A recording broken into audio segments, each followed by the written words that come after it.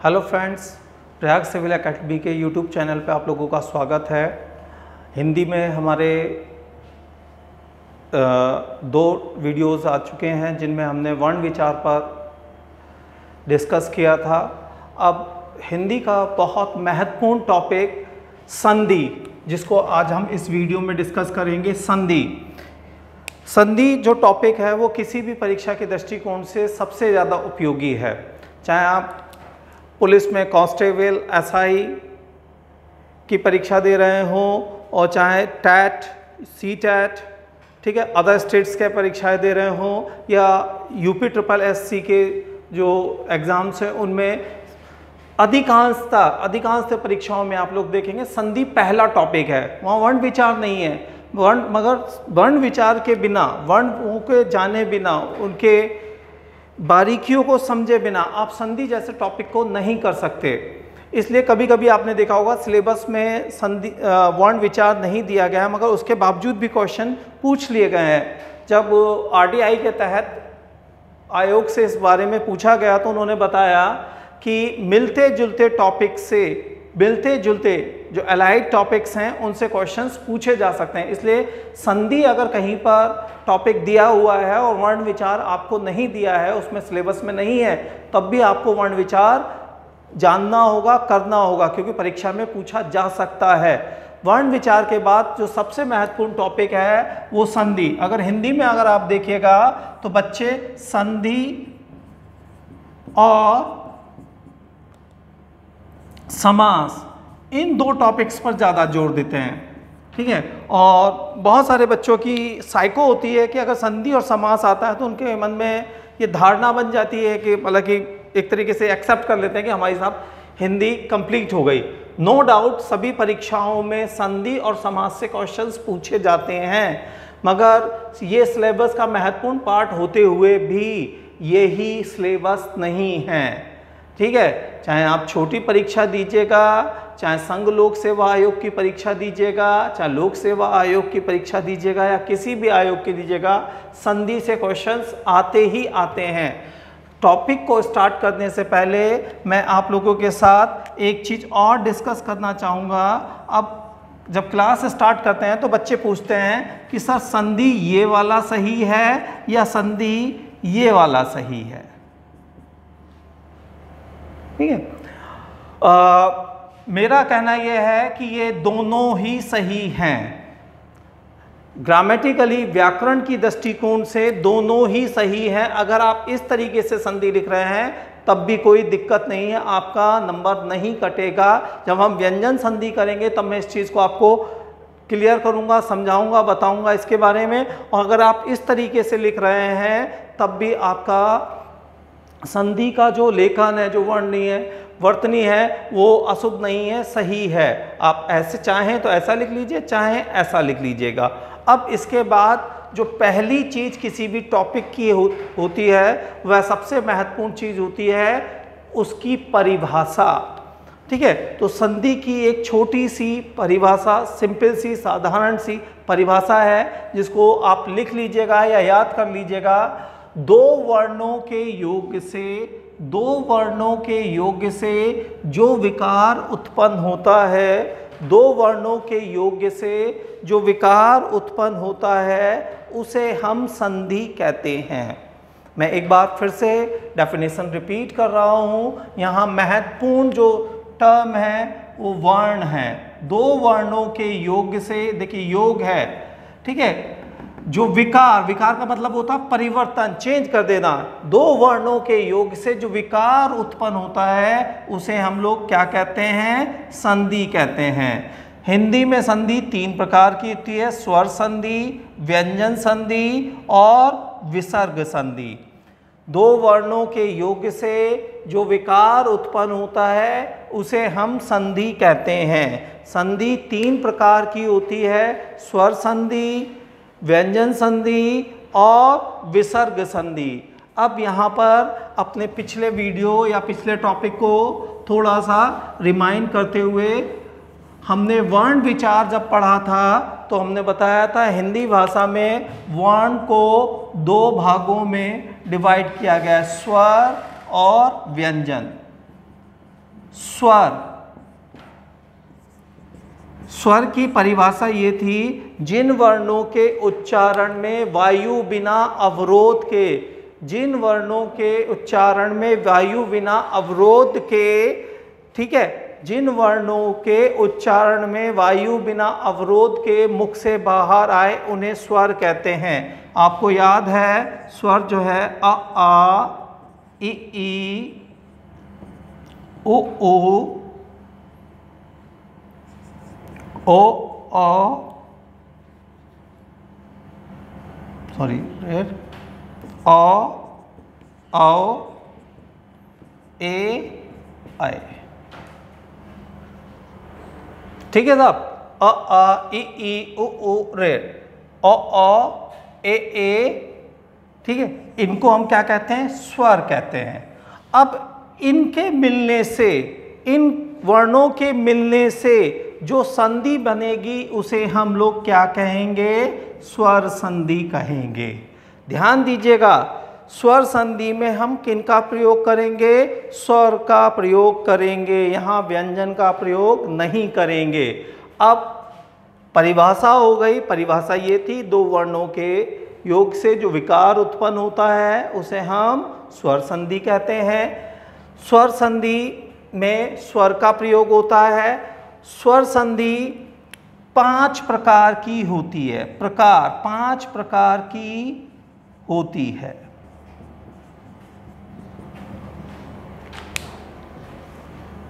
कौन कौन सी है जरा जान लीजिएगा।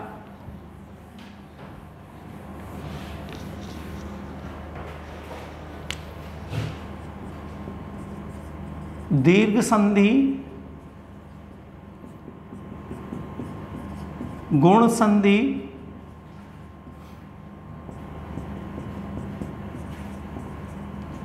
वृद्धि संधि,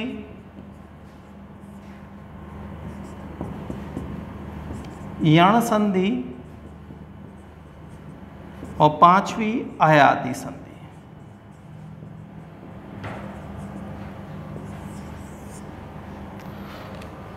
दो वर्णों के योग से जो विकार उत्पन्न होता है उसे हम संधि कहते हैं। संधि 3 प्रकार की होती है, स्वर संधि, व्यंजन संधि और विसर्ग संधि। स्वर संधि की परिभाषा है, जिस संधि में स्वर के दो स्वरों के मिलने से विकार उत्पन्न हो उसे हम स्वर संधि कहते हैं। स्वर संधि 5 प्रकार की होती है, दीर्घ संधि, गुण संधि, वृद्धि संधि, यण संधि, अयादि संधि। ये ध्यान रखिएगा, सिर्फ स्वर संधि के प्रकार के ही नाम दिए गए हैं। परीक्षा में अगर आपके 3 क्वेश्चंस आ रहे हैं तो संभावना यह रहती है 2 क्वेश्चंस आपके स्वर संधि से हों, ठीक है, 2 क्वेश्चंस आपके स्वर संधि से हों, क्योंकि स्वर संधि के अपने ही 5 प्रकार हैं, दीर्घ, गुण, वृद्धि, यण और अयादि। अधिकांशतः मैंने ये अनुभव किया है कि कुछ अध्यापकगण या छात्रों को, छात्र अपने दिमाग में ये ध्यान, एक कहना चाहिए, एक पिक्चर सी बना ली, एक फ्रेम सा बना लिया है, अगर उनकी स्वर संधि तैयार है तो वो बेझिझक बिना डाउट के कह देते हैं साहब संधि तो हमारी तैयार है, ठीक है। और उनकी स्थिति क्या रहती है, वो 60 to 70% ही क्वेश्चंस कर पाते हैं, और कंपटीशन क्वालिफाई करने के लिए इतना अटेम्प्ट करना या इतने नंबर लाना सफिशिएंट नहीं है। आपको इससे ऊपर जाना होगा। अगर आप स्वर संधि कर लेते हैं तो आप एक सेफ जोन में तो आ गए, मगर वहाँ एक प्रोबेबिलिटी बनी रहती है कि आप सिलेक्ट हो भी रहे हैं और नहीं भी। अगर आप स्वर संधि के साथ साथ व्यंजन संधि और वृद्धि संधि भी कर रहे हैं, विसर्ग संधि भी कर रहे हैं, तो आपका संधि टॉपिक कंप्लीट माना जाएगा। हाँ, इस बात को मैं स्वीकार करता हूँ कि स्वर संधि अपने आप में 60% टॉपिक को कंप्लीट कर लेती है, क्योंकि इसके 5 प्रकार हैं और उन 5 के भी नाम दिए गए हैं। अगर आप MCQs कीजिएगा, क्वेश्चंस टेस्ट पेपर्स वगैरह कीजिएगा, तो आपको मैक्सिमम क्वेश्चंस यहीं से मिल जाएंगे। इनकी या तो डेफिनेशन दी होगी या इनसे संबंधित शब्द दिए होंगे जिनका संधि विच्छेद या वर्ण शब्द युग्म करवाया गया होगा और इनको करने के बाद एक फीलिंग आती है कि हाँ साहब संधि हमारी हो गई, मगर हमारे 2 टॉपिक और भी बचते हैं।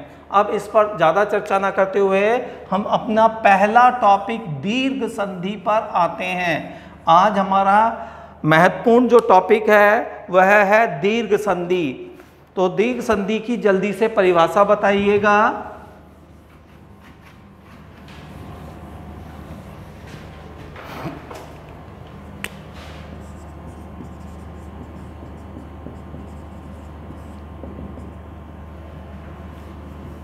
जब किसी संधि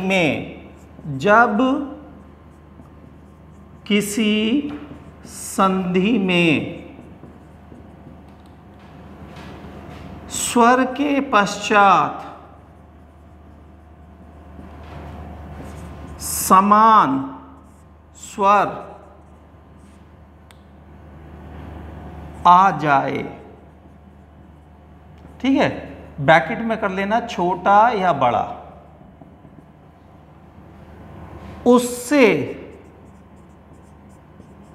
जो विकार उत्पन्न होता है उसे दीर्घ संधि कहते हैं।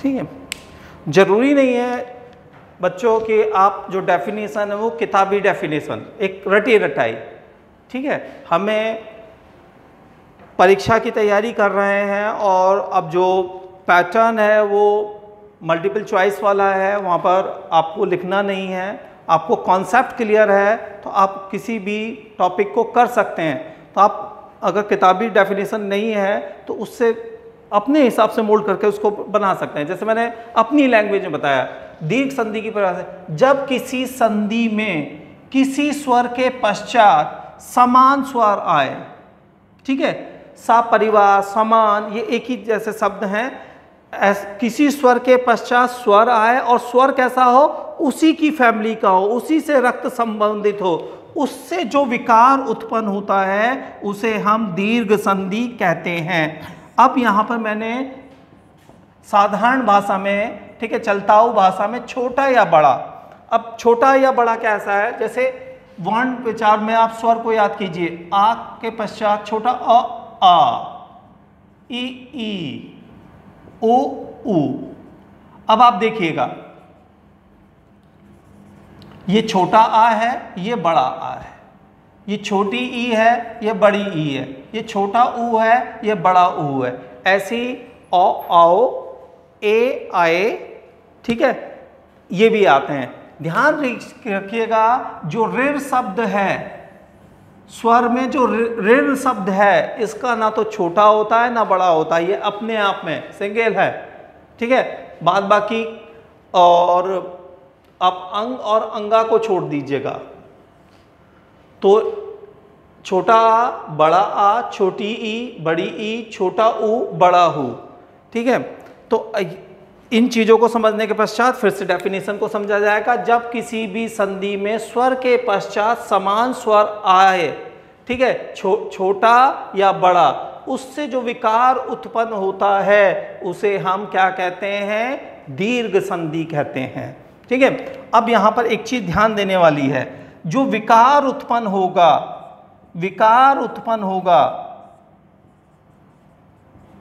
ठीक है, जो परिवर्तन होगा उसमें स्वर हमेशा बड़ा ही बनेगा,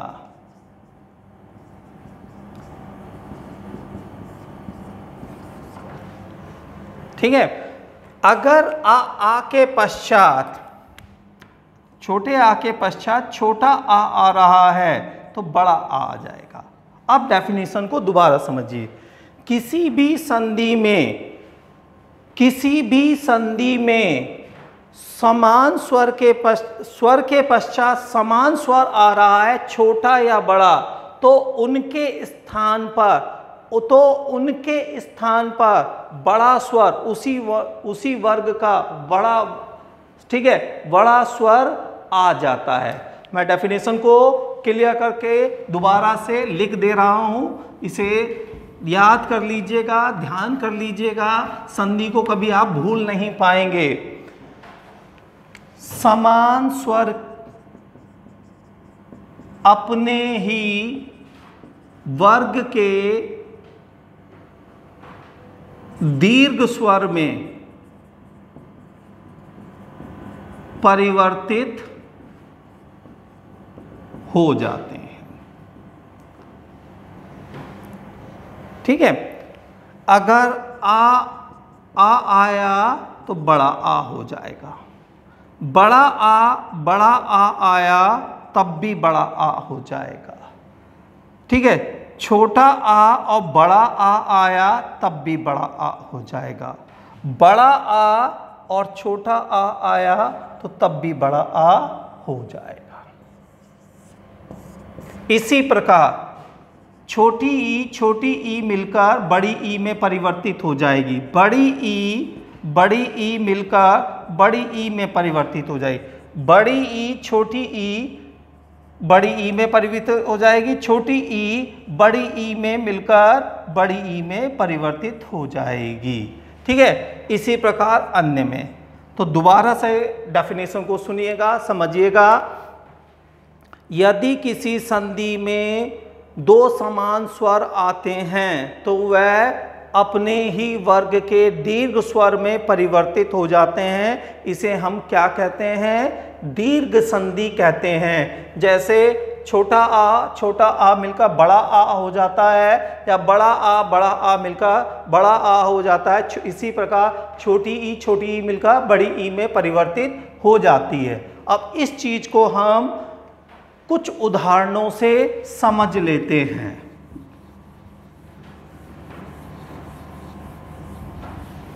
एक सिंपल सा उदाहरण लेते हैं, हिमालय।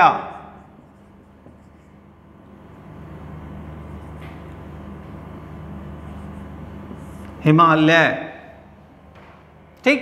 अब इसका अगर हम संधि विच्छेद करें तो देखिए, एक चीज ध्यान रखिएगा, कोई भी संधि वहीं से टूटती है जहां जो उसकी विशेषता होती है। कहीं बच्चे क्लास में बोलते हैं, सर हमें संधि तोड़ना नहीं आ रहा है। सर आपने कैसे तोड़ दिया, आपने कैसे कर दिया, हमसे तो टूट ही नहीं। उन बच्चों के लिए मैं एक क्या करना चाहिए, मंत्र सा, छोटा सा मंत्र दे रहा हूं। कोई भी संधि वहीं से टूटेगी जो उसकी विशेषता है। ठीक है, अब देखिए दीर्घ संधि में स्वर किस में परिवर्तित हो रहा है? दीर्घ में।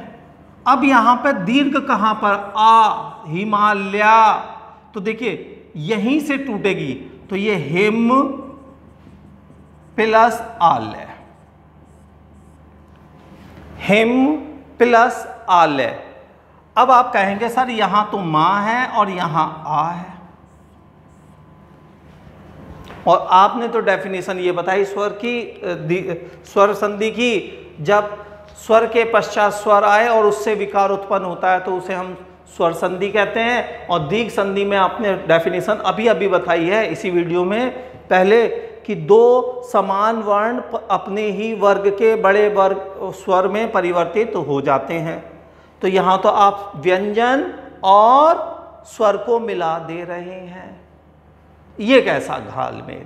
तो देखिए बेटा, मैंने वर्ण विचार करते समय मैंने बताया था, व्यंजन वह वर्ण होते हैं जो स्वर के सहयोग से बोले जाते हैं। मां, अगर जब आप मां का उच्चारण करेंगे तो इसमें आ की साउंड आएगी, आ की ध्वनि आएगी, म। अब यहां से हम क्या निकाल लेंगे? आ। ठीक है, और एक आ ये है। ठीक, अब जैसे ही ये निकला तो ये ऐसे हो जाएगा हिम। ठीक है, क्योंकि आ तो हमने यहां से निकाल लिया। और ये रह गया ल, यहां से ये चीज चला गया। आ, छोटा आ में बड़ा आ जुड़ गया तो क्या बन गया? आ, हिमालय। अब यहां पर 2-3 चीजें अपनी स्ट्रॉन्ग कीजिएगा, ध्यान दीजिएगा कि संधि एक ऐसा टॉपिक है जिसमें पूरे पूरे नंबर आते हैं। अगर आपने संधि करना सीख लिया तो जो 4-5 नंबर की आ रही है आप वहीं कंफर्म हो जाएंगे कि ये सब 5 के 5 नंबर या 4 के 4 नंबर मेरे बिल्कुल सही हैं।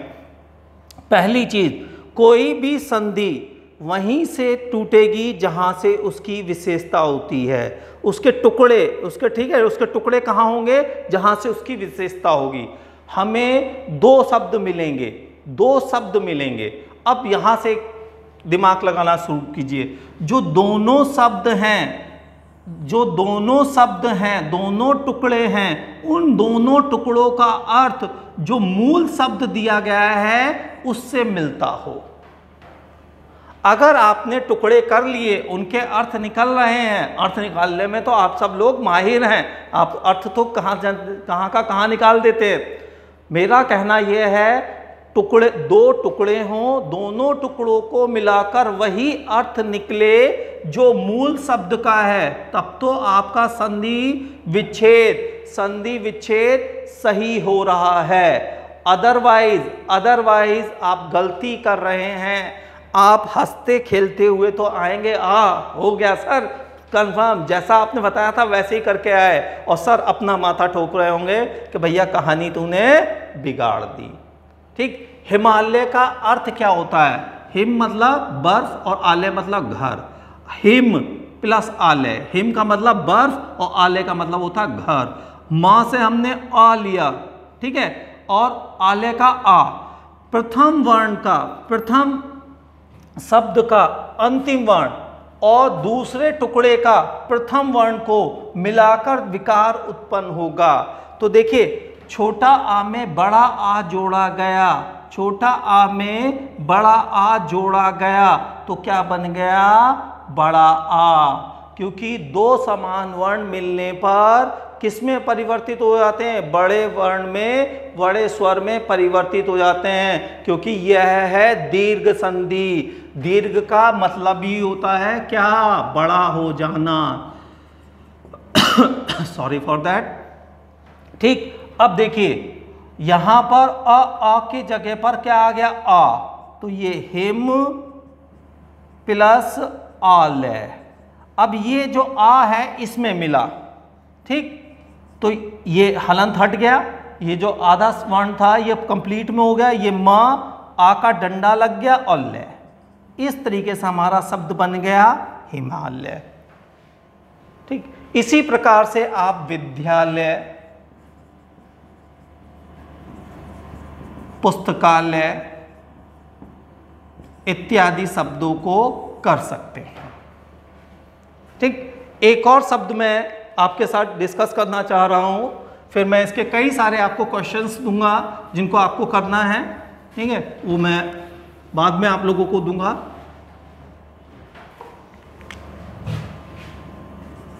कवींद्र,